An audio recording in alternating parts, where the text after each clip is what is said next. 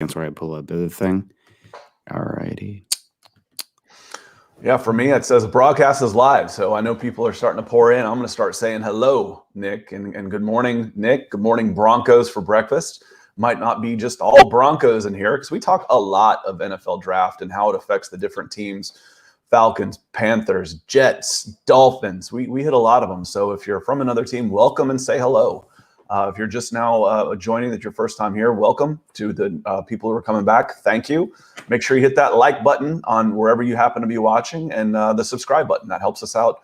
That helps us out a ton. And Nick, good morning to you, my friend. Good morning to you, Scott, and welcome, guys, to Broncos for Breakfast.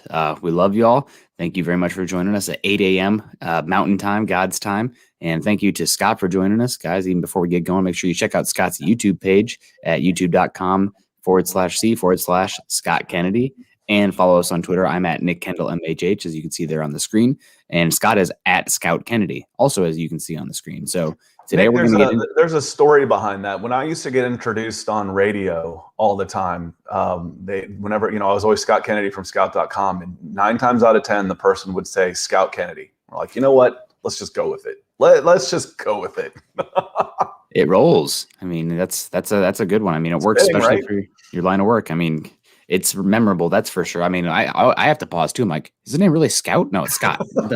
So let's say hello to the chat. Let's say to everybody joining us for the morning gang here. Sebastian Dispo rocking the Giants logo there, Broncos country. Have you been to that stadium out there in San Francisco for baseball, not football? I have. That was the first place that my son went for a baseball game was to see the San Francisco Giants. So I was up there. I was up there for a football camp. And we took in a Giants game, and they won. So you're welcome. But my 9-month-old boy, who now hits the ball, who's almost my size at 11 years old. So he's a pretty good baseball player himself. But yeah, I have been out there. It's a great place. Oh man, it looks absolutely beautiful out there in McCovey Cove. I have a little PTSD about Barry Bonds just launching things into the atmosphere out there. We got the Adulator coming in here. Morning, fellas. Morning to you. We got TJ the Bead coming in. Early gang rocking the Fortnite logo there. How you doing? Cam Wirtz in the house. Hi, Cam. Hello to you. William Israel. Hello. First time here. Kiowa, Kansas. Close to Iowa. Almost perfect. Carl would appreciate that. That's like the mix of Carl and I there in Iowa and Kansas. Angulator saying 1 week until Trey Lance falls into our laps at 9. We'll see. We'll see what happens there. It does seem like that's somebody that the Broncos are trending towards right now if they get a chance. So we'll see. Keith Moore coming in. Good morning, everyone. Victor Rios. Good morning, guys. Oh, it's the Nagelator. There we go. Nagelator. Thank you very much. Not the Nagelator. It looks like Gator to me. Yes. There's too many alligator. It looks like alligator to me. Good afternoon from Ireland. Yeah, I noticed we got some Germany in there last week, some England, or Tuesday, and now we're getting some Ireland as well. So how you doing, Luke? Let us know where in Ireland you're about. I've been there once. It was beautiful, beautiful. We went to the Wicklow Mountains, man. It doesn't get better than that. I always thought I was more German until I had a son named Sean McAllister Kennedy. I'm like, yeah, oh, man. I think he was born with a 4-leaf clover birthmark on his butt. So yeah, pretty Irish myself. So. And Facebook user saying, well, let me share through Facebook. I'm not sure what's going on there. You're also coming through as a Facebook user, so I don't know, but good morning. Happy to have you. And we also got from Ohio here with the Angulator or the alligator. Yes, I was born in Ohio. I was born in Akron, so we speak that language. Nagelator. Miguel Santavinson coming in here. Man, guys, I don't have my coffee yet. These too many names. No, I love y'all. Thank you so much. Morning, Phyllis. How do you think Fields having epilepsy will affect his draft stock? Let's go here. This is a good topic. I'm very interested in this. It does sound like teams were aware of this, but it's the first time kind of the general media is becoming aware of this. So your thoughts on this? I mean, it is interesting information, and the draft process itself is something where you're looking at areas to take away from players. Like, give me reasons I shouldn't take you. Is this something that concerns you at all for Justin Fields and the epilepsy? I have a question for you. We've watched him play in the spotlight for 5 or 6 years. If he didn't tell you, would you know? Okay, then there's your answer. For me, there's your answer. Unless this is a debilitating disease, where it progressively gets worse, then it's a concern. But it's actually the opposite, and it hasn't affected him to this point. right at this point, we said this on Tuesday. Any negative talk you hear around Justin Fields, I'm going to translate that for you. Is we want him to fall to us. There you go. That's it. You can't believe anything you hear or say right now. You've heard me say before, Nick, is you have to trust your evaluation, and anybody else, any negative talk coming out around these guys right now is trying to push them down, because there's 27 teams that won't have a chance at him, and they'd like one. And so any one of those 27 teams can start floating BS through their sources. Justin Fields is an elite prospect, and he will be an elite quarterback. I feel I never say there's no sure things in football, but he's an elite prospect, and that doesn't change.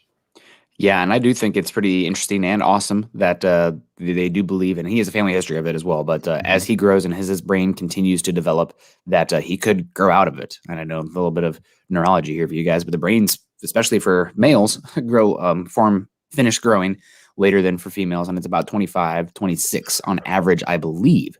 Unfortunately for women, we peak at maturity, though, around 14. That's where I peaked at maturity. I still play video games and want to watch baseball. So and still make fart jokes. I'm almost 50 years old. So maturity wise, we peak at about 14 years old. That's unfortunately, that's very true. Stunted development there. It is a really interesting question there. The epilepsy is, it's a talking point for sure. We got Tommy Simmers coming in here with the giant rooster picture. That's an interesting photo you got there, buddy. If anyone judges Justin Fields and his epilepsy, I hope it ain't us. I'm sure he's talking about the Broncos there. We got Cam Wirtz coming in saying, I hope we trade up and get Justin Fields. Also morning from Dalen, morning from Bob Skinner. It's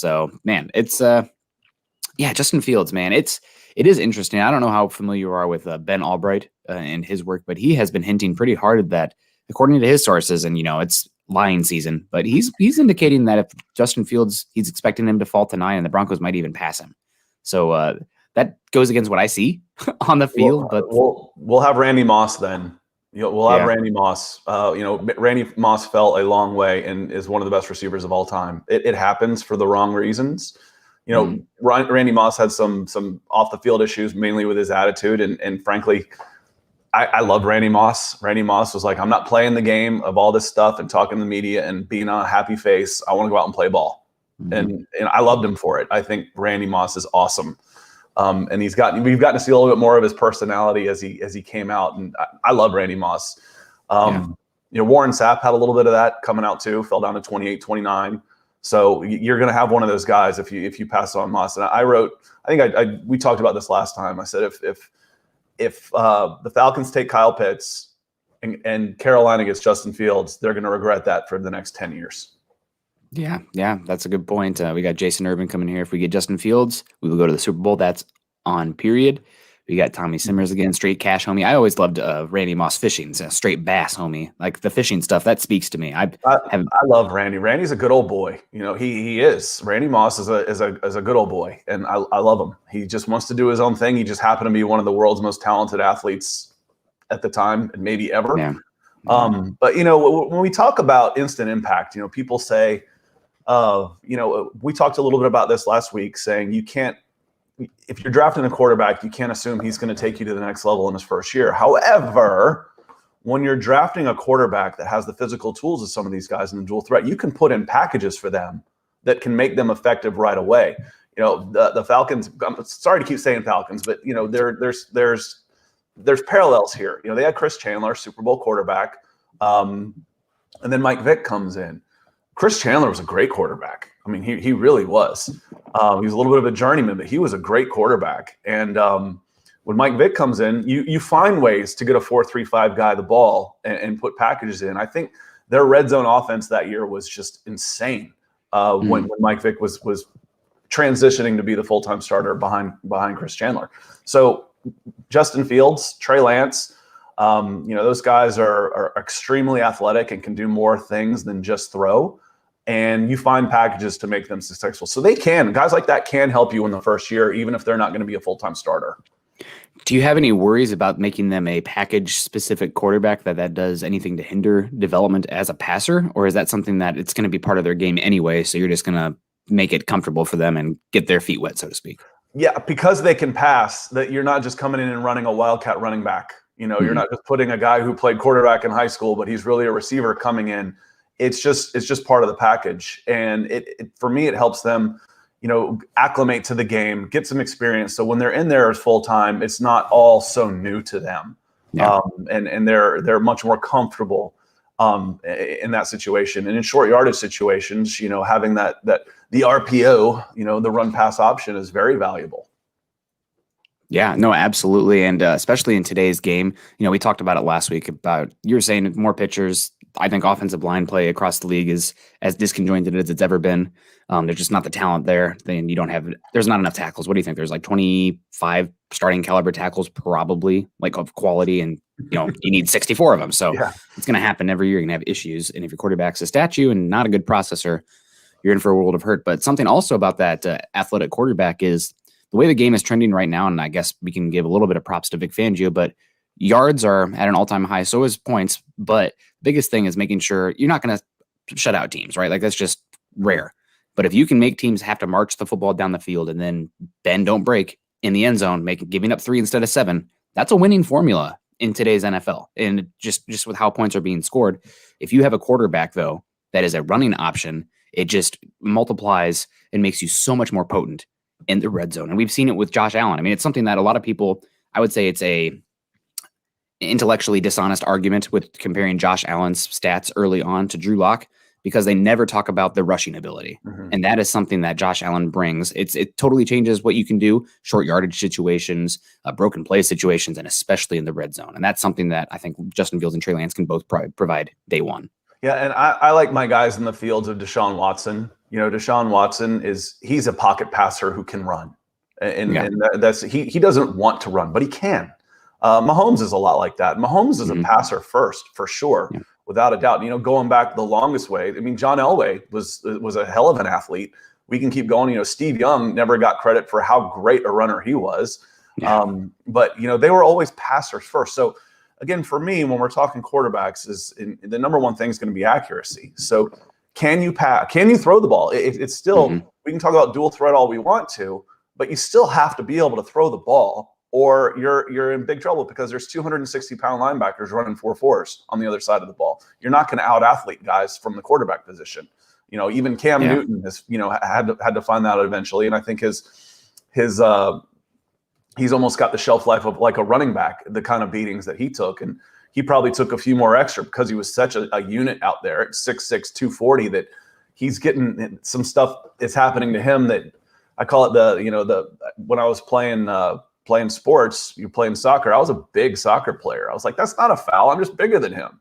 So there's times where he should have had personal fouls called against him, but because he's so big, he's taken more of a beating on those guys. So anyway, you still have to be able to throw the ball. You still have to be able to throw it with accuracy. And the thing is about the dual threat guys at the top of this quarterback group is they are passers. Their running is just a bonus. They're absolutely passers first. Yeah, absolutely. I mean, it's a pretty special top of the class this year. I mean, there's a reason that there's projecting 5 guys to go top 10. It's just a rare season in that regard. So it'll be really interesting. We got Jeffrey A. Brown coming in here. I appreciated the valuable insights you two are providing. Appreciated or appreciate, Jeffrey? Because did it stop? Did it cut off there? No, it's over now. Now it's done. Yeah, it was great at first. Now you guys, I'm out of here. Robert Caslow coming in. Was up, Broncos Maniacs? We got JT coming in here. Perfect pod timing for me living here in the UK. Love it, guys. Well, you Bronco fans across the pond, make sure you share it out, because I think we're going to be, the plan is, and I think Scott's with it and Chad's with it, next week we're going to be good Monday, Tuesday, Wednesday, Thursday, Friday, because the draft is here, guys. So let's get it. Let's talk about it. There's plenty to talk about. Carolina Lynn's coming in here saying hello. And we got Robert Caslow coming in. I like dual threats, but that puts a QB at a lot more risk of injury. And that's something I think is an interesting topic as well. I know that, I mean, you can see a guy like Tony Romo who's out there, and he's out there, can make some plays outside the pocket, but you're still going to get hits in the NFL, right? It's more about protecting yourself, being smart about it, not taking that big hit when you don't have to. And that's something that Trey Lance is probably going to have to dial back a little bit. Justin Fields, I think, is actually pretty good in that regard. You don't see him take big hits. It was something that concerned me about Lamar Jackson coming out of Louisville. Like, he took some pretty big shots. That's the cringe for me. Yeah. It's sorry, but Kirk Herbstreit's the worst out of this. It's not Louisville. Louis. It's not Louis. Lewis. There is no Louis. It's not even. It's Lua. You got to southern it up a little bit. I'm going to put some south in you before we're out here. It's Louisville. Okay. Okay. That's Lamar Jackson's from Louisville, not Louisville. When I'm watching Kirk Herbstreit, I'm a big fan of Kirk Herbstreit. I think he's great. But when he says Louisville, I think being from Ohio, he's almost doing it on purpose to throw a little shade their way. But it ain't Louisville. Well, I'll put that in the back pocket. That's one I had not heard before. I'm from the Midwest. Dan Rather, Iowa. You know, there's supposed to be no accent in that area. That's why all the broadcasters come from that region. So the most neutral accent, but Louisville. See, unless it's Hollywood talking about a farmer from Iowa, then by God, he's going to have a Southern accent. Yeah, because everything that's farming and Southern and outdoorsy is South. Yep, 100%. Yep. Unfortunately, I can't tell you. Oh, you moved out to Seattle. You're from Iowa. Oh, have you been on a farm? Like, I lived in a pretty actually metropolitan area, but sure, whatever. We got Christopher Espinoza coming in here saying, "What's up, guys? Good morning, Broncos country." The Nagelator saying Broncos betting favorite for Trey Lance. I mean, guys, that's the way the wind's blowing. So obviously things can change, but we'll see what happens. Here's a good question from Robert. What is the best team to trade back to? And I think this is a Broncos-centric question, not the Falcons. Obviously, the Falcons would like to trade back. Broncos. Yeah, the Broncos. Yeah. Falcons would like to trade back to 9 because that's a team that needs some defense. I've heard a lot of Patrick Surtain connections there with them. I mean, that seems like a good spot. And to be able to pick one pick before the Dallas Cowboys, which feels like Surtain's floor, that seems like that wouldn't be a bad trade spot for the Falcons if they can get that 2022 first, which it does sound like George Payton's being a little bit stingy with. Well, how about the Dolphins again? You know, how about a package with the Dolphins? The Dolphins are talking about, you know, we talk about the premium that quarterbacks get. Shoot, they're about to double dip. You know, they got a chance to double dip on this, depending on who falls to the 6th spot. You know, they could come out of this with 3 or 4 first-round draft picks from trading down twice. And if they do that, man, go buy a lottery ticket. You know, or you know, watch this person, watch their GM and how they do stocks and bonds, because you know that's buying low and selling high. So, you know, I look at the total draft order.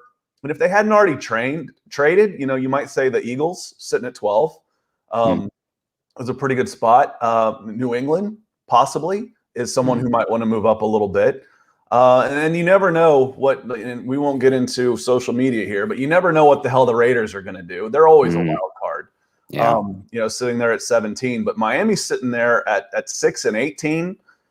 You know, there's a chance that you might be able to do something with the Dolphins because they're certainly wheeling and dealing, and they're doing a really good job with it. Yeah, and I think I've heard that the Washington football team is pretty darn interested in coming up for a quarterback. The Bears might as well. I mean, you want to talk about silly, short-sighted decisions are made by football teams. It's teams that are desperate in a window today, and look no further than the Chicago Bears. Because that team, that team is 2022 doesn't exist as far as they're concerned, because it might not exist for them because they've been so bad, and 2021 is probably a make or break season, and their quarterback is Andy Dalton. So, you know, Nick, will you click on Corey's comment right here, because it wanted to come back to this real quick. Sure. What does it say? On the comparison I like to make with dual threat quarterbacks is a career length of Andrew Luck versus Phillip Rivers. Oh, okay.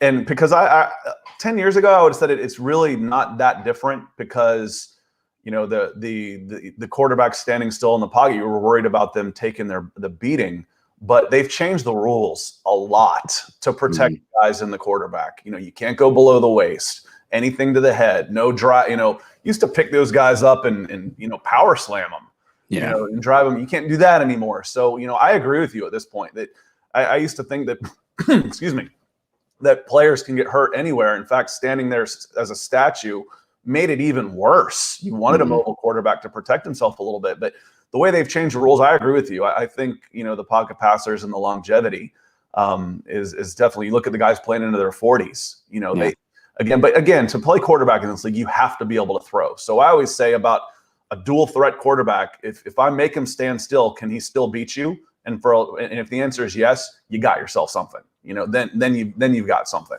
If it's no, well then shoot, you know, rush 3, drop 8. And you know, and you're going to win the game. Yeah, and with the athletic topic for quarterbacks, My theory is with less practices than ever, how quarterbacks are not allowed to be put in the fermentation chamber and then see them 3-4 years later. You have those athletic tools, not these skills, but these traits that help give them a floor early on. I mean, you kind of saw it with Josh Allen, you saw it with Cam Newton, and the simplicity of offenses. I mean, these coordinators are making them, much easier for their rookie quarterbacks to come in than they did, 20 years ago. But that quarterback, they need to get by. They can get by with their athletic tools early on, but eventually there's a point where those tools start to dip, and that's when the skills, the mental processing side of the game, the knowledge part of the game has to take over. So it's just more about maximizing that rookie contract as much as anything, so you can get them out there. And then you kind of saw it with Cam Newton as well, right? His athletic skill set start to dip a little bit. Injuries catch up to him, but he hasn't taken that next step, it seems, from the mental processing side of the game, his mechanics are still a little bit cattywampus, if you will. So that's something that you want to see, that they kind of reach a crux. And if they cannot get over that hump, then you can see them fall apart. But there's plenty. I mean, Brett Favre had a long career. He was kind of out there running around. John Elway as well. Gunslinger is making some. Yeah, but those guys, I've said before, I've said those are the benchmarks for me on arm strength. Yeah.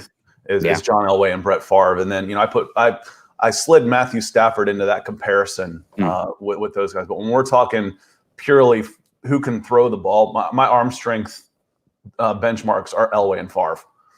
Yeah. Where does Josh Allen rank against those guys? They were guys? Definitely quarterbacks first, without a doubt, they could throw. But, we're talking pretty good athletes there, especially we know what Elway was capable of doing in other sports, so. But they were passers first, and you saw that with Elway. He quit running, but he played till he was 40, didn't he? I mean, it was pretty close, wasn't it? And he couldn't run the same way, but that arm, he's still throwing 90+ mile an hour fastballs like Nolan Ryan into his 40s. Absolutely. We got Jason O'Neill here with the shoulder injury there. Hope you're doing better, Jason, every day. Good morning, fellows in Broncos country. I keep hearing Denver is targeting Bridgewater and that Denver is trading up to 4. Experts aren't sold on lock? ? Well, I think that the Broncos are in an interesting situation with Drew Lock because he still has, obviously he's a solid athlete. He's got arm talent, but his decision-making has been not great. I mean, he was number 2 in football last year in turnovers per game, only behind Carson Wentz. And you can't have that in today's NFL. You can't. There's turnovers are at an all-time low. So if you have a guy giving the ball away, you're going to have a bad time. And also the Broncos, don't pay attention to what they're saying. Don't pay attention to what anybody's saying. Pay attention to the actions. The Broncos were in on Matt Stafford. They offered 9 overall, and the Lions came back with the offer too high. I think it was centered around Jerry Jeudy. Broncos didn't want to do it. Broncos were very interested in Deshaun Watson. The Broncos have been interested in Teddy Bridgewater.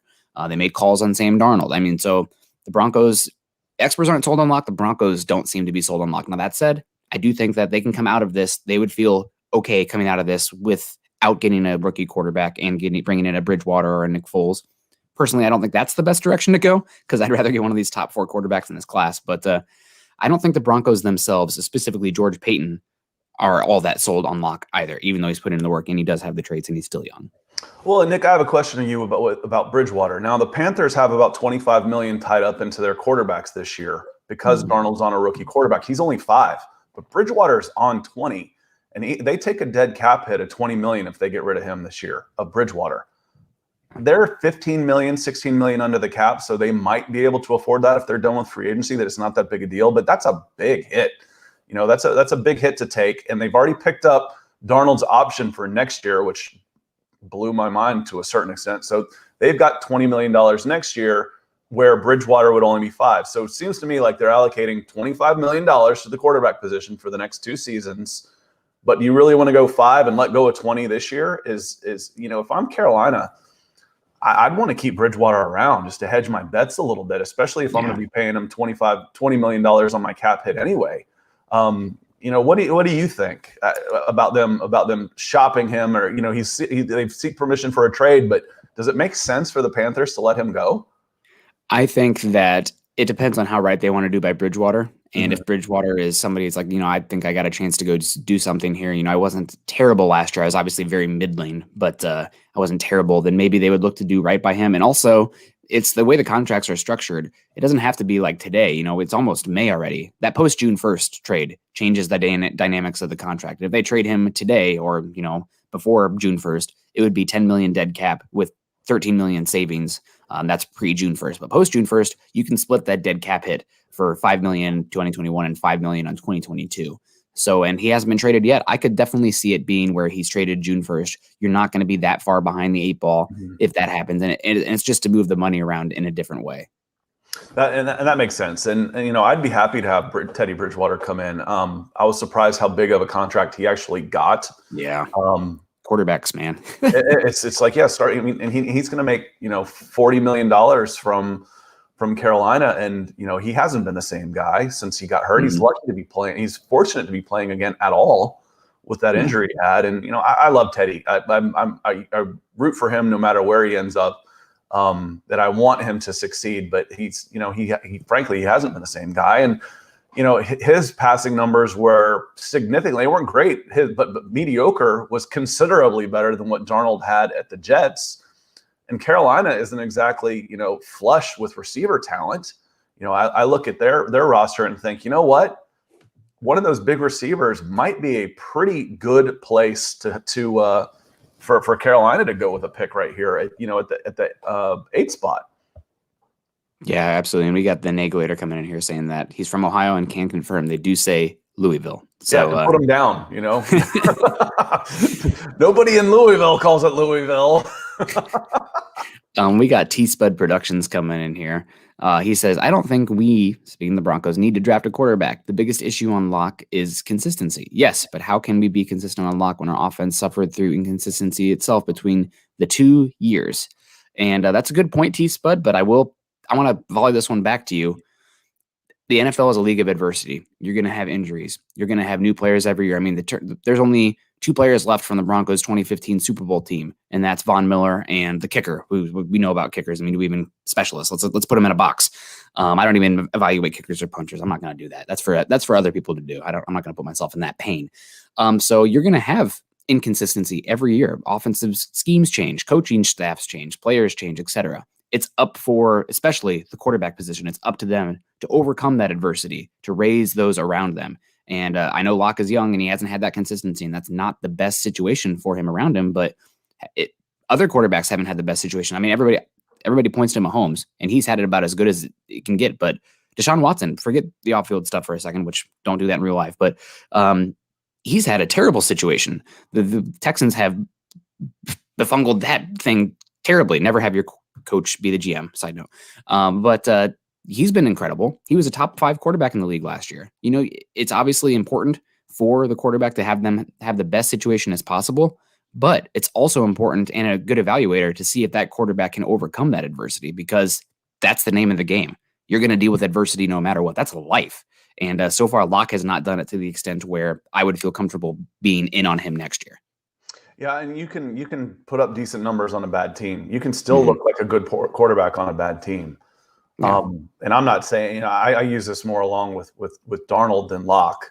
When we're talking about him, it's like, the Jets, he hasn't gotten a chance, but he has gotten a chance. And would a different quarterback elevate that team? Maybe, maybe not.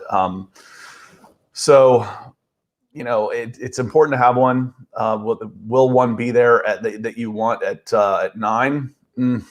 It'll be fun to find out. I wouldn't gamble on it though. If I was sure I needed a quarterback, I don't think I could gamble that there'd be one there at 9.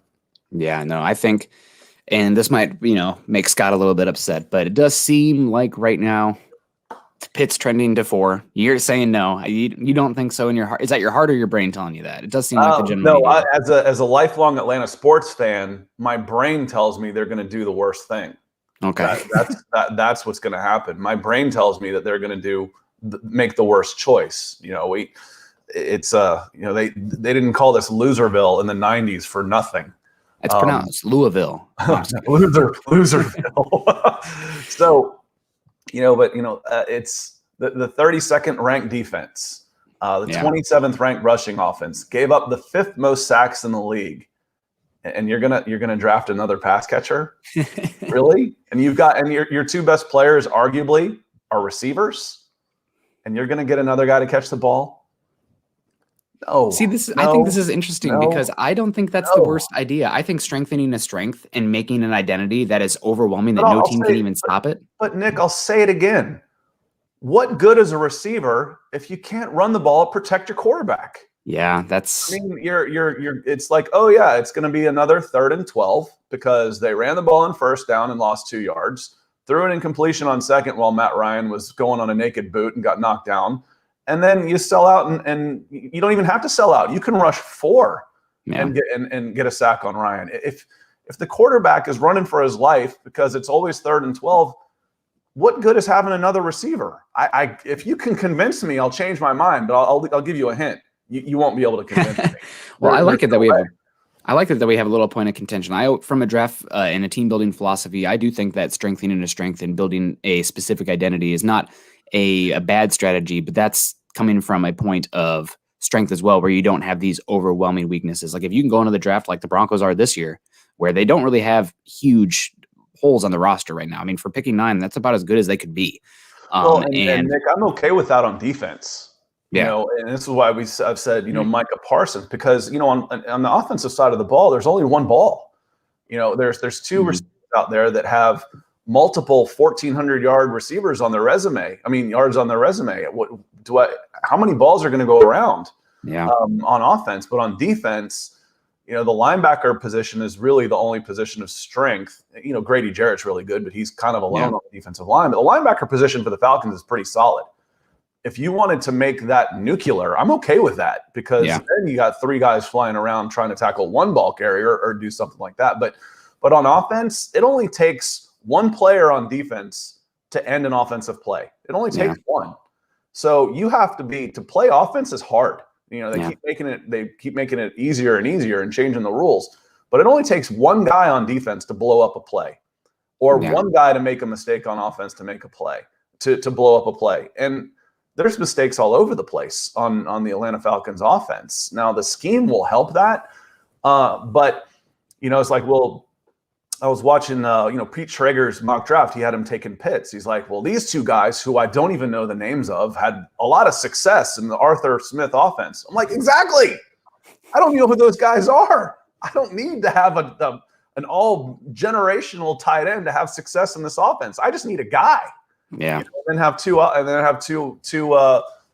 world receivers. Calvin Ridley's pretty damn good, and Julio is really good. So the only way this makes sense to me is if Julio's about done. If Julio Jones is about done, and physically he's running out of, because they use him like a running back, and if he's about done and you need a replacement for Julio Jones, okay, and that's wide receivers can fall off. But if not, then you've got Julio Jones and Calvin Ridley and a quarterback you can't protect and you can't move the ball or stop anybody. No. Yeah. Don't do it. Don't do it.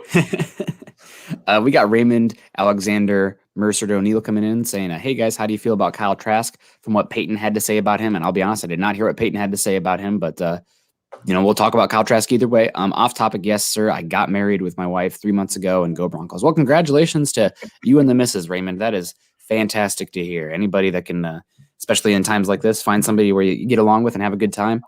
God bless. That's awesome. Kyle Trask, I think he's somebody that when he was getting the first round talk, it was like, I don't see it.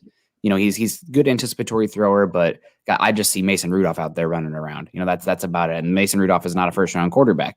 But now I feel like he's maybe being a little bit undervalued. Like some people I wouldn't take him to day 3. Like he should go day 2, right? Like I think he has a chance to be a spot starter in the league. And you saw some pretty good growth, I think, from his junior year to his senior year. But, I'm drafting quarterbacks for starters, right? And if you're in a position, let's say the Broncos we're in the Falcons situation where they had a 36-year-old starting quarterback, that's when I feel more comfortable. And answer some other people here. Victor Rios, if the Broncos didn't take a quarterback in the first round, would you consider one in the second or the third, or wait till next year? If the Broncos were in a position where their quarterback was kind of winding down and you're looking for options, that's, I think, the perfect time to take a day 2 quarterback, because you don't really have expectations for them.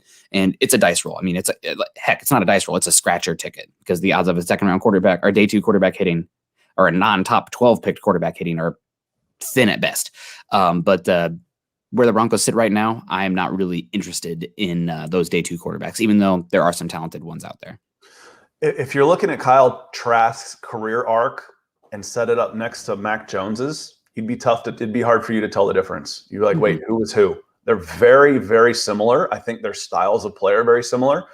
I've watched Mac Jones more, and what I like most about him is how he handles the rush and what he's able to do with the blitz in his face. And I don't know if Kyle Trask is at that same level. So the it factor, the intangibles that you talk about in playing the quarterback position, I know Mac Jones has.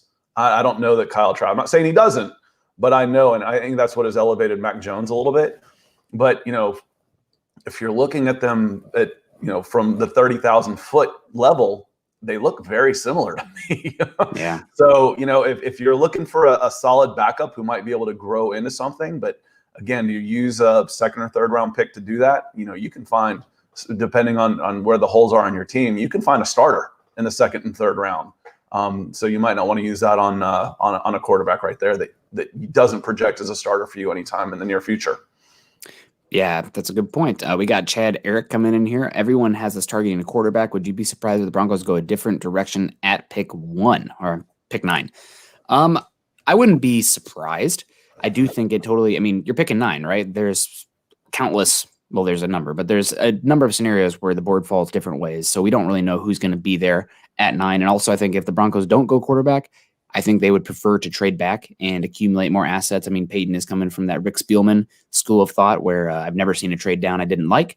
And accumulating assets, future picks, et cetera, et cetera.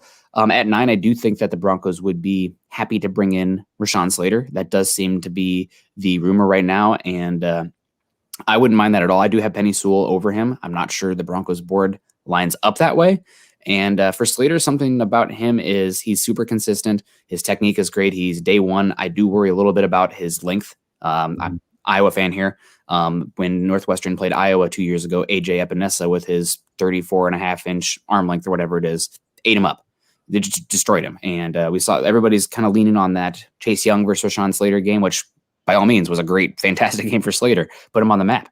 But there are some questions there for me at 9. Also, is he better in a inside zone scheme, more gap power blocking concepts, or do you think he'd be better in a wide zone scheme? I think wide zone is his best fit for how he moves.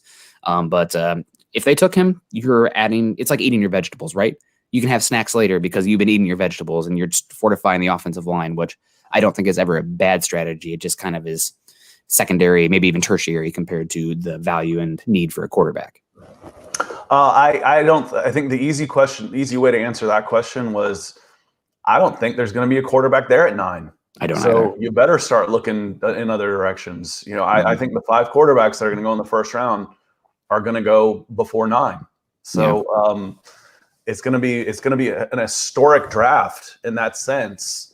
And so do we think the Broncos are targeting other players at the 9? Yeah, they better be. Yeah. because I don't think any of the quarterbacks are going to be there. Yeah, and some names to keep in mind for a trade back scenario for the Broncos. Jason Owa is one that have highlighted Broncos folks. That's one that would be an interesting fit, and there's a little bit more than smoke there. Jamin Davis from Kentucky. Kind of an interesting player because he only really played 1 year at Kentucky, and with how athletic he is, that makes me wonder what the heck's going on because, my God, why is that guy not on the field? And another name to watch as well, which kind of gives me a shiver in the spine, but Najee Harris is one, Javonte Williams is another one, and Jeremiah Owusu-Koramoah. And this is an interesting comment. I'd like to pivot here real quick. Jeremiah Owusu-Koramoah, kind of a hybrid player, played a lot of slot at Notre Dame, running that more of a 4-2-5 base. A lot of Broncos fans, they just want athleticism at linebacker, but I'm having a really hard time fitting Jeremiah Owusu-Koramoah on this defense in base or nickel because Vic Fangio, typically he's running a 3-4. Those linebackers in the box, they have to be able to scrape, right? You're going to be taking on offensive linemen. Haven't really seen that from JOK. And when you have, he can be buried a little bit. A good tackler, but he taking on offensive linemen, not the best. But at the same time, Fangio loves to flex out his linebackers to cover running backs, tight ends out wide. So maybe a little bit of a luxury pick, but you're in the AFC West with Darren Waller and Travis Kelce. I'm not sure exactly how he fits. He looks more like a Jamal Adams box safety than a typical Roquan Smith-esque linebacker. Well, and I think you can afford to have one of those guys that are undersized and with his playmaking ability. Mm-hmm. Again, I apologize, but Deion Jones is 215 pounds for the Falcons, and he's 120 tackles. He's phenomenal. I don't necessarily want two of those guys out there. I want Micah Parsons at 250 pounds next to him. But if you look at the way Deion Jones plays for the Atlanta Falcons when he's healthy, he missed a season. I see a lot of Jeremiah Owusu-Koramoah in that spot, and I think he'd be a really good pick.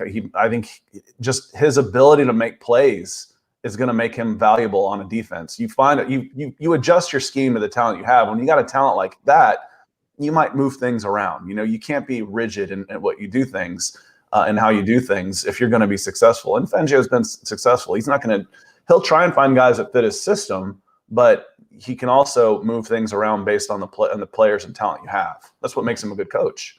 Yeah, and I mean, for being an old ball coach, that dude's been in the league for this long because he has been an innovator. So if he thinks that Jeremiah Owusu-Koramoah is somebody who can fit his defense, or he can manipulate his defense around to make him fit, because you need space players at the second level, speed players, coverage players at the second level the Broncos don't have right now, then okay, I get it. I would understand. I do have some questions about the fit, but if anybody can make it work, I think it's Vic Fangio. And also, I'd love the Broncos to transition to more of a 4-2-5 base. I think, if you can stop the pass and dare bait teams into running, that's a win. That Vic Fangio has been hedging that way for years now. And that's just another step in that evolution, because EPA per play, everything shows that running the football, I mean, you need to be able to run the football, but I would rather teams have to run the football based on the numbers than getting a chance for an explosive play down the field passing. Someone who's got time to look it up, but the I formation's dead. The pro set formations are dead. You're going 3 and 4 wideouts as your the run and shoot of the early 90s was crazy. Shoot base 3 and 4 receivers in a tight end is fairly normal these days. So a 4-2-5, a base nickel, makes a lot of sense. And when you've got to be able to get out there and cover these 215-pound running backs that are catching 50, 60 balls a year, it's a pretty good guy to have on your team. Yeah. And again, talking about guys who can fit or not fit, I've done 360 on Patrick Surtain, because before I was like, Vic Fangio wants to play off coverage from his wide cornerbacks. Ideally, Caleb Farley would be a better scheme fit. That was pre-back injury. Maybe, but I still think Patrick Surtain is an option at 9. Then I'm like, well, man, really for the scheme fit, if he's not playing press, I don't like him as much. Now I'm coming back around on Surtain. Maybe not an ideal scheme fit, but look at the Bears a couple years ago with Prince Amukamara running a lot of press opposite of Kyle Fuller, playing more off coverage. Vic Fangio can make that work. So Surtain, maybe not the best pick at 9, maybe one of the more worst case scenarios for the Broncos at 9, but definitely a valid option. And you mentioned earlier, strengthening a strength. The Broncos don't really need a cornerback this season, but it's going to become a need next year quickly. And in the AFC West, you got to have horses in that secondary. And Surtain just makes it so a impending problem never really becomes one. Well, the game is so passing oriented that you can never have enough defensive backs. You just can't.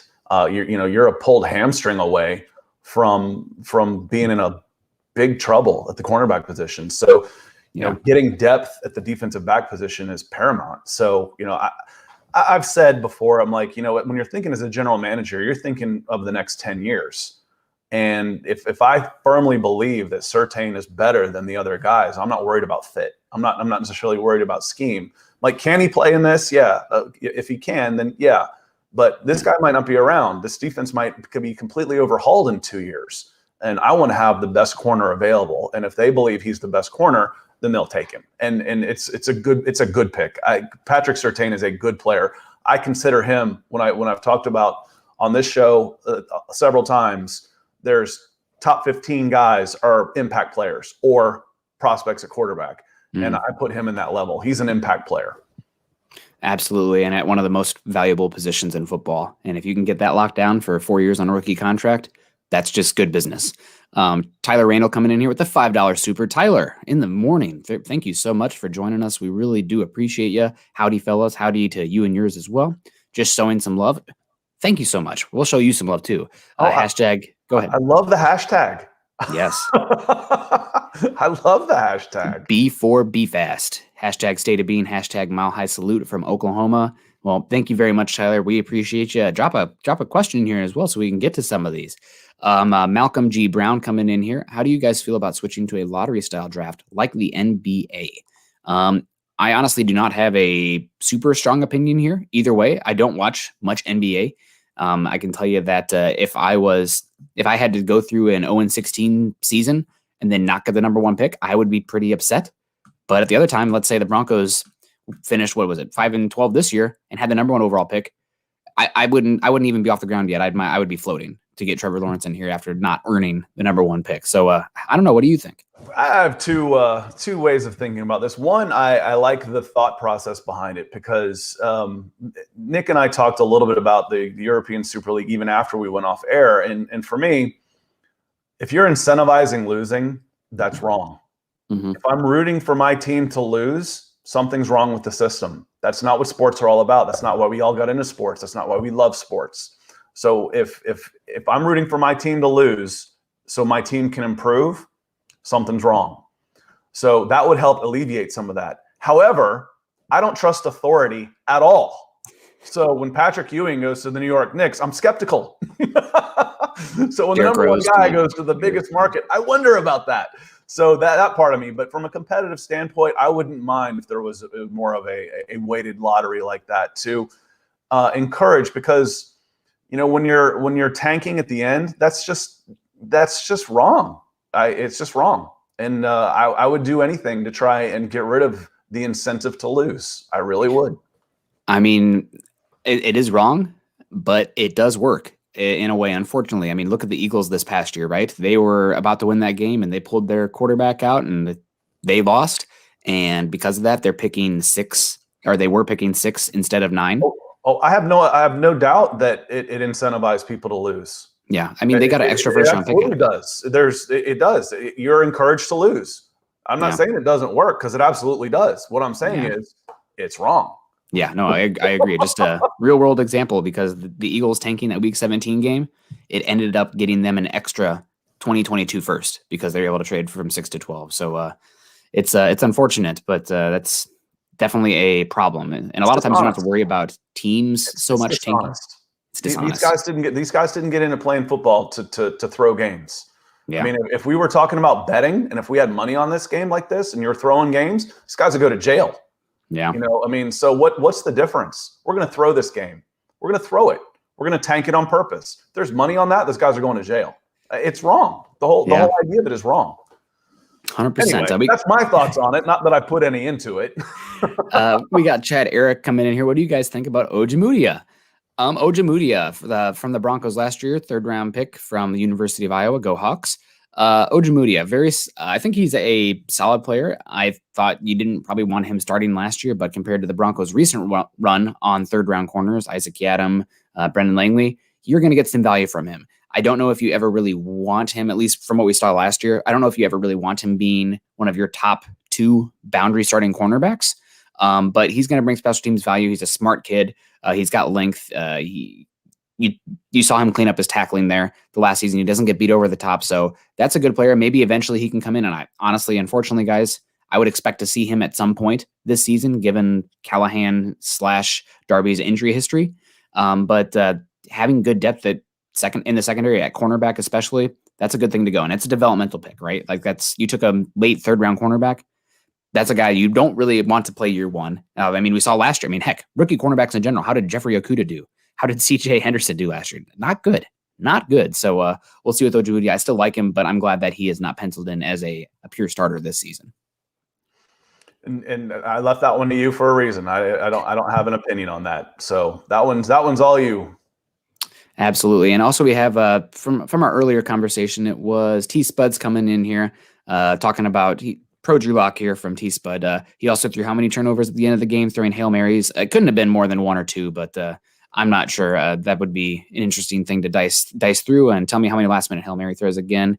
And Tspud had one more comment here, I thought. Anyway, here we go. We were 2 rookies at wide receiver and Tim Patrick. Not to mention the O has been a big problem. I don't think Watson had as much inconsistent early years when compared to Locke. He had Hopkins. Well, having Hopkins is very nice, obviously, but also he had Bill O'Brien, and you guys, I think a lot of Bronco fans are too close to the situation when it comes to evaluating the offensive line, because the Broncos offensive line last year, while it has not been great, it is far closer to league average than it is a bad unit. There are some bad offensive lines out there. And that kills me as an Iowa Hawkeye fan, because that's been Iowa's bread and butter. Just terrible. And a few years ago, like 2016, 2015, even that last year, Peyton Manning, pretty bad offensive lines, 2017, etc. But last year, Broncos were middle of the pack for offensive line. And that's pretty good for such a young unit. And I expect them to be even better this season. So obviously you want the best wide receiver core possible. You want the best offensive line. But John Elway did everything pretty much he could in a 1-year time span to invest around Drew Lock and, as they call it, isolate the variable of evaluating the quarterback position. Offensive line, left and right, paid for guys. Melvin Gordon, top 3 of the top 5 picks, top 100 picks last year. Offense, all to help Drew Lock to make sure that you got a clean read on him. Not a perfect situation, because those rookies are going to take a little bit of time, but still, the Broncos offense did not have a talent deficit issue.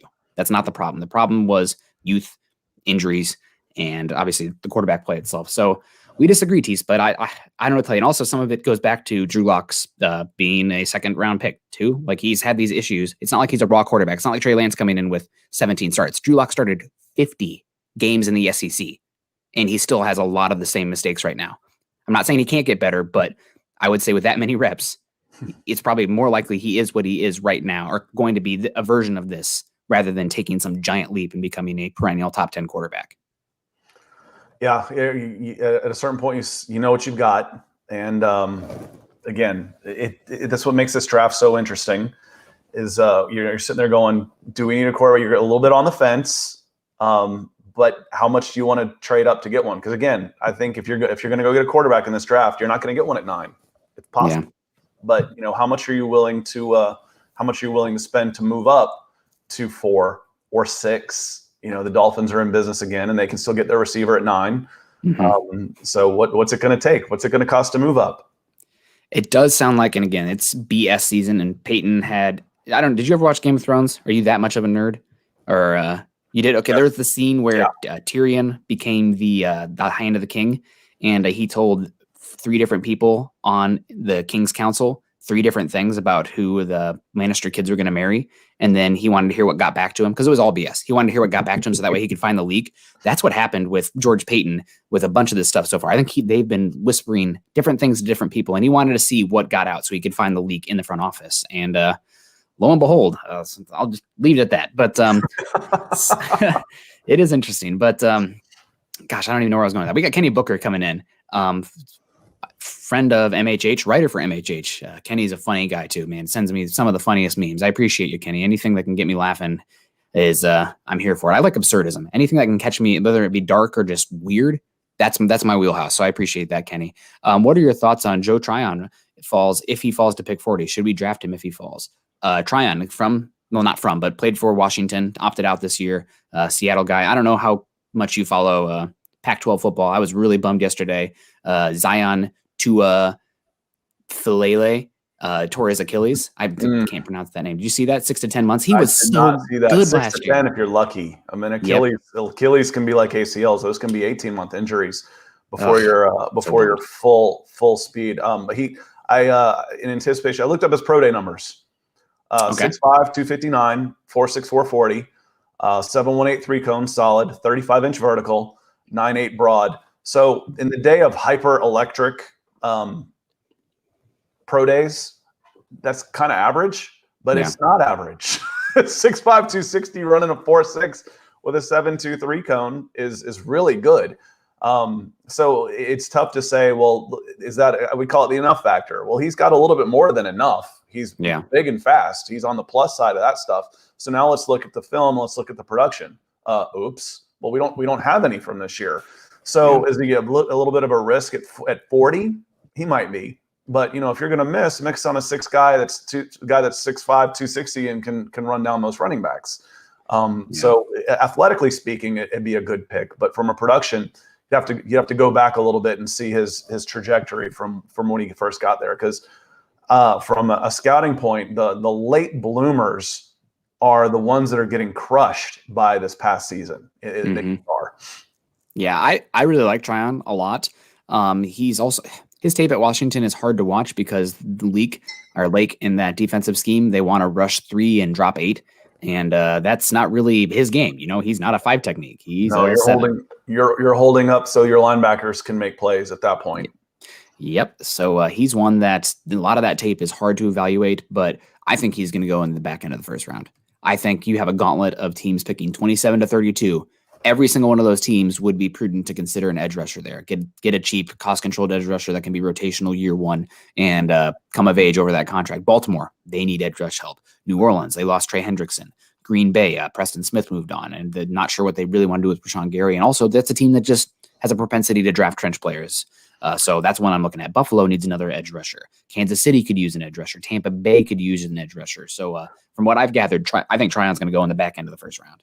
And what's interesting, Nick, and Broncos for Breakfast watchers here is there's not that elite guy, but there's 10 that could go 20 to 40 for the defensive ends. So when we talk about depth, there's not an elite guy. So there's going to be a lot of misses in there. I mean, half of those guys are not going to do anything, and a couple of them will probably end up Pro Bowlers. So this is where you've really got to trust your own evaluations and your schemes and your coaching and development. I mean, I would be hard pressed not to take Jason Owe first of the defensive. I'd be hard pressed not to. Man. I'd want to meet him and gauge his motor and all this stuff, because for me, I don't want to be the guy that looks and says, "Oh, look at these combine numbers," but my God, look at his combine numbers. And he was still all Big Ten despite not having any sacks, so he can play a little bit too. And he's by far the most athletic guy in this draft, period. Yeah, so people are freaking out about. He's pretty silly, but there's going to be guys, all the way down to Carlos Basham Jr., who could, from Wake Forest, who could sneak into that 30 to 40 range. And it's gonna be an interesting. So there's not a top 15 guy, but there's a lot of 15 to 40 guys. Yeah. Yep, not a blue chipper, but a lot of good guys. And I would say, in my opinion, I would have Phillips as a blue chipper if it wasn't for the concussion history. Just the tape I thought was that good with the size and the testing as well, and the technique. I mean, he can do a lot of different things with his hands, which is a lot of fun. But the concussion history, don't know there. That's something I cannot answer. Man, a lot of brain talk today for being a football pod. Epilepsy and now concussions. Man, what do we got next? Ironic, considering how short I am on those topics and brains. That's okay. That's why we're here to talk football. Cam Wirtz coming in here. If we, being the Broncos, traded down, would you have picked a linebacker or a cornerback as a need for this team? And I put this one up on the screen because I think Scott hinted at it there. Another one is edge rusher, right? The Broncos, Von Miller is going to be 33 this year on a contract year. Bradley Chubb's about to get paid. Malik Reed has been good, but is he a guy I want as a starting edge? Probably not. I think he's better as that third or fourth guy, and you're going to use a rotation anyway, so that's fine. So I put edge rusher up there as well, but cornerback, linebacker, those are also in play. And if I had to pick between the two, I think the Broncos have more of an immediate need and a long-term need at linebacker, but I think I can get linebackers day two. I think I can find linebackers day two. Cornerback is more of I'm glad you disagree because that's more fun, but cornerback is more of a round one position based on the historical data. Well, when we're talking about depth, yeah, and I think you can on day two in the second round at linebacker. Much farther than that, and it's barren. No pun intended, because Baron Browning is one of those last guys available for the linebacker. But there's like 6 to 8 linebackers in this draft that I would think, oh yeah, this guy can come in and help. After that, it's sleepers that come in and surprise you, which happens. There will be 2 guys that do that out of this draft, but you go on the percentages. And if you focus on that comment from Clinton Reisig, sorry, Clint, it says Tom Brady was 6th round. And I've always said it and do this, having rated players for 20 years. I said, with a small enough sample size, I can prove anything you want. So if I take that sample size, why would I even draft a quarterback in the 1st round at all? I should get my quarterback in the 6th round. Yeah. The odds are going to tell you that your top guys are coming at the higher end. So we're going to stick with that philosophy for the time being. And I just don't think that linebacker, if you want to need a linebacker, you're not going to get much value below the 2nd round at linebacker. So if you want a linebacker, you better get one in the 2nd round. And I personally have 12 guys, that I think are guys that I'd have no issue taking early. And I'll just, obviously we talked about Micah Parsons, Jeremiah Usikoromoa. Jamin Davis is one that can come in and play. Zaven Collins, Nick Bolton, Jabril Cox, Baron Browning. Chaz Surratt, I think you can get some value out of. I think people are sleeping on Pete Werner. He's a solid player. And Derek Barnes, Monty Rice, and Cam McGrone. All names that, I think could come in and provide something day one. I think it's a really good day two for linebacker. And beyond I'm interested in Dylan Moses, one of the guys that you left off. I've heard his knee is cooked.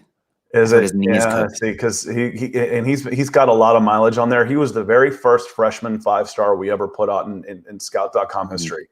And I was like, well, what if he's tapped out? Well, the point was he was a full-grown man when he was a freshman in high school. I'm like, he's a 5-star now because if he was graduating today, he'd be a 5-star player. Prospect. So health-wise, I mean that's a shame because I mean he's a really talented player. Yeah, his freshman tape was the best. I mean, he did not look like the same guy this year, and I've heard from multiple unmatched sources that he was playing through severe pain towards the end of the season. I'm hoping that there might be a little Reuben Foster in there. Reuben had rung his bell so many times that his brain was cooked.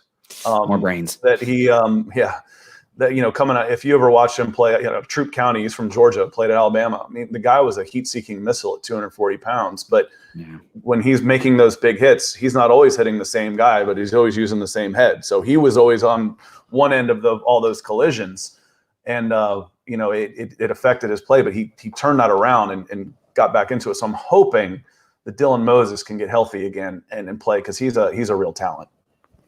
Yeah, and we should probably, at least this is a good transition here for the topic of the show, the strengths and weaknesses of the class.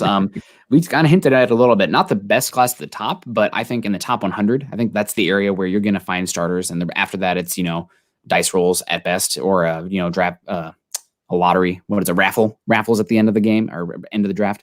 But linebacker, I think, is pretty deep this year. Maybe not, overwhelming, but it's better than last season in the top 100.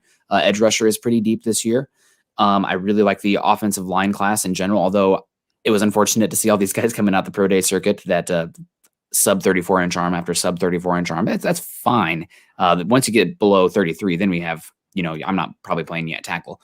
But the offensive line class is solid. And weak classes for me, I think running back is okay. But I don't think it has the depth that we've seen in some past years. I think after the big three, there's a pretty obvious delineation. I also think that the tight end class is pretty darn rough to look at. And the Broncos right now, I don't know, nobody's talking about this, but the Broncos don't have a Y tight end on the roster right now. And I don't know how much they're going to use one. Obviously, Shermer likes 11 personnel, but am I playing Albert Okwuegbunam at Y? No, probably, hopefully not. Am I playing Noah Fant as that attached guy to the line? No. Andrew Beck, he's more of an H-back. So it's a position the Broncos have not addressed yet. I think it's interesting to note that. Another position that is fairly weak, quarterback is weird because it's so good at the top and then it just falls off a cliff. And if you want to be the team to take Kellen Mond, Davis Mills, Jamie Newman, Kyle Trask, God bless you. More power to you. Not for me. Well, and I look at it a little bit differently. So if you ask me what is depth, is it sheer numbers? Or because if you were to say you're going to have, if you can get 5 starters at quarterback out of this class, that's a phenomenal quarterback class.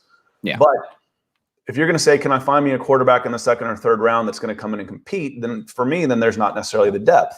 Yeah. So when you say running back, I actually think it's a fairly deep class. It's just not an overly talented class. I think there's guys that you can get in the 3rd round and 4th round that can come in and make an impact. I mentioned, another Missouri guy, Larry Roundtree.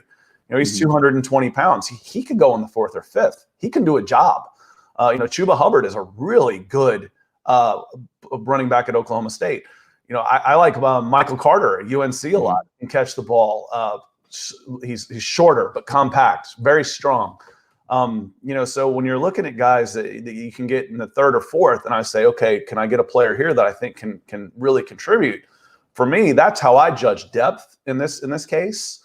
So I think running back's fairly solid, and whereas wide receiver maybe not so much. And you mentioned offensive line. For me, it's the interior offensive line. I think the interior offensive line is extremely deep in this class. I see guys projected to go with 5th or 6th. I pencil in as starters for some of these teams, whereas offensive tackle, not so much. Not so much there. And the one position I think we didn't talk about really at all is interior defensive line. This is a dreadful year for defensive tackles. Dreadful. Christian Barmore is maybe the only guy that goes in the first round. And if you've got defensive tackles, talented ones, they're top 10 picks. That's a premium position, and it's just not there. I wouldn't be surprised given, and I think obviously things can change, but the 2022 class for interior defensive line does not look great right now either. But obviously things can change, guys can drop, guys can rise, but you have to take at least a little bit of peek ahead to kind of evaluate where you're at right now. So I could see some teams, Christian Barmore, kind of more of a rotational guy this year. I could see him going top 15. I think New England is a team that has some interest there. Maybe even the Eagles at 12. Christian Barmore, look out for him. Levi Levi O. Ozuriaki. That sounds like a kid from Pennsylvania.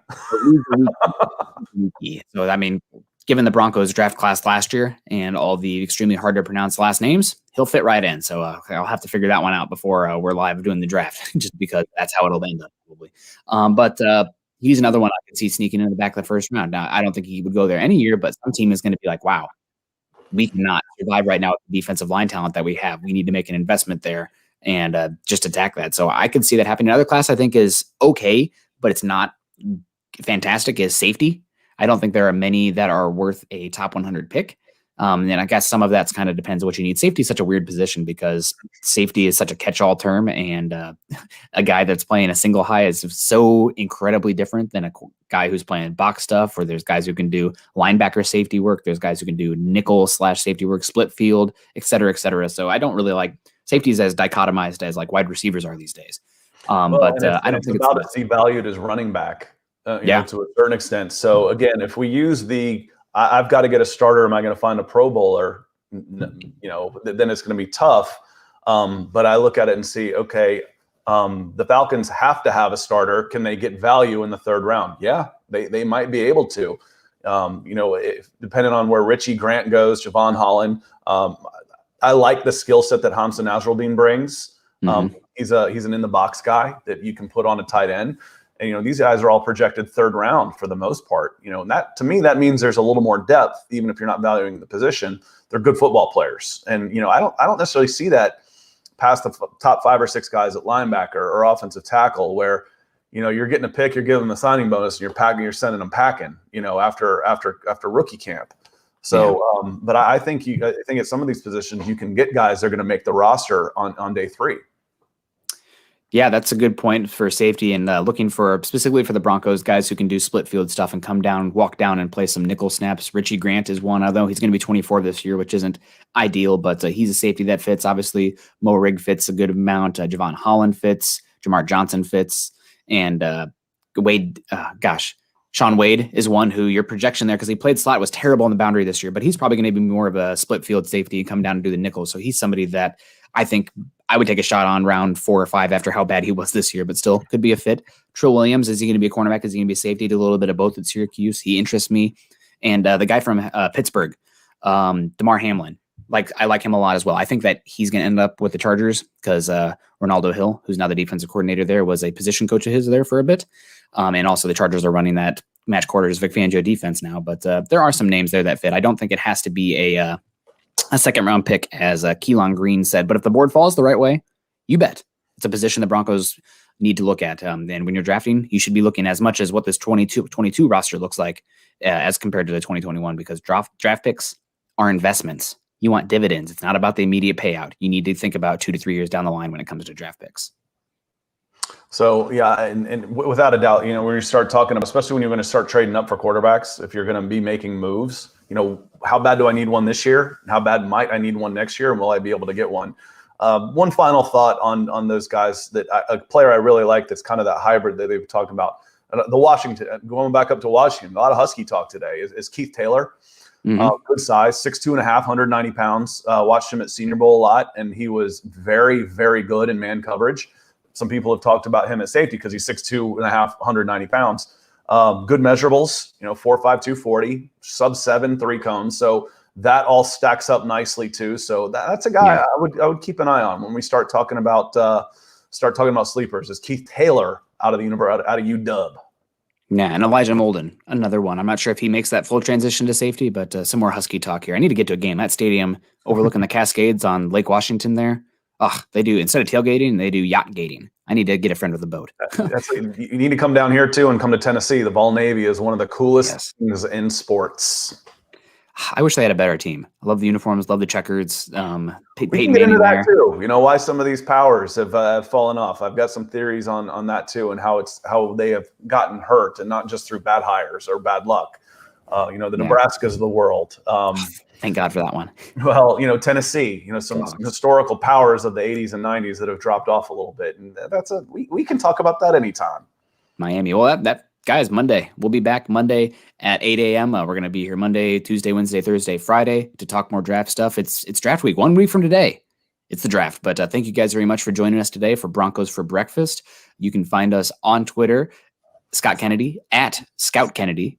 You can follow me at Nick Kendell MHH. Also, guys, make sure you check out Scott's YouTube page, youtube.com/C/Scott Kennedy. Obviously, he has a bunch of breakdowns. Do you have any recent content there you want to? No, nothing I want to plug. I think a lot of the stuff I've been trying to pull out some more specific players. Like when I talk with, you know, Alabama or Penn State, there's 6 guys we're talking about. So I'm trying to pull those out separately as scouting reports and dropping some highlights in there. But if you see those guys and you have a question, you know, go on my channel. You can look at all the Senior Bowl highlights. There's like 55 of them on there. Drop a question in there for me, and I'll answer. I promise you I will. And real quick here, for Kenny Booker, if we draft a quarterback, what quarterback thrives under Shurmur and quarterback is held back because of Shurmur? This is an interesting comment, and there's a cliche out there. It's like Hall of Fame players make Hall of Fame coaches, right? And Shurmur historically has not had great quarterbacks, and a lot of quarterbacks he's had have had career years under him. Now, he does ask for them to go through multi-field reads and to have some timing and anticipation, both things that Locke struggled with last season. So that's definitely something to think about. But Shurmur, I think he gets a bad rap. And when I heard that he wanted to get Najee Harris in the first round, I kind of turned on him real quick because spending a first-round pick on a running back is #not for me. But if we draft a quarterback who would thrive under Shurmur, somebody who can do some shotgun stuff, multi-field reads, I think, honestly, I really think Justin Fields would be a good fit for what Shurmur has done historically. And Najee Harris is quite a weapon. Even if you get 4 years out of him, you know what? If you get a Pro Bowl running back for 4 years, is that worth a first-round pick? Yeah, it is. You get a weapon like that, it is. People spend a lot more to get a lot less production. If I could guarantee Harris was going to be a Pro Bowler, I would take it. But he's in the draft. He's pretty good. He is good. He's pretty good. Very good. He's somebody you should be excited about watching. Like I said, I've dumped on the Kyle Pitts at number 4 for 3 months now. But he's a hell of a prospect. By God, I'll be excited about watching him. You know, even if I think he's of all the players, he's the least likely to help the team win. I'll be excited to have him on the team because he's a hell of a player. You know, you said you play video games, right? About, you know, Najee Harris. It's like, man, I don't want this, but man, Najee's good. He's really good. He is really good. I need my running back to be like Christian McCaffrey, Saquon Barkley level if I want to even invest a first-round pick in them. And that's unfair threshold. He's pretty good. He is good. We'll see how it comes out here. It sounds like the Pittsburgh Steelers have goo eyes for him, but also the Miami Dolphins at 18 is another team to watch here. Thank you very much for the comment here. We got Jason Peters, great job, gentlemen. We got Grizz T coming in saying, love this. Love you, Grizz T. Jason O'Neill, solid pod, love the content. Thanks, Nick and Scott. Enjoy the remainder of your day. Go Broncos. Bob Skinner with a thumbs up. Clinton Reisig. We certainly don't want to forget Tyler Randall. Appreciate you dropping a super on for us. That helps us do much more of these. Guys like you are making it possible for us to do these at all. So, Tyler, thank you very much. 100%. Like you guys said, find us on Twitter. Have a great rest of your Thursday. We will be back Monday for another episode of Broncos for Breakfast at 8 a.m. Mountain Time. You guys stay safe.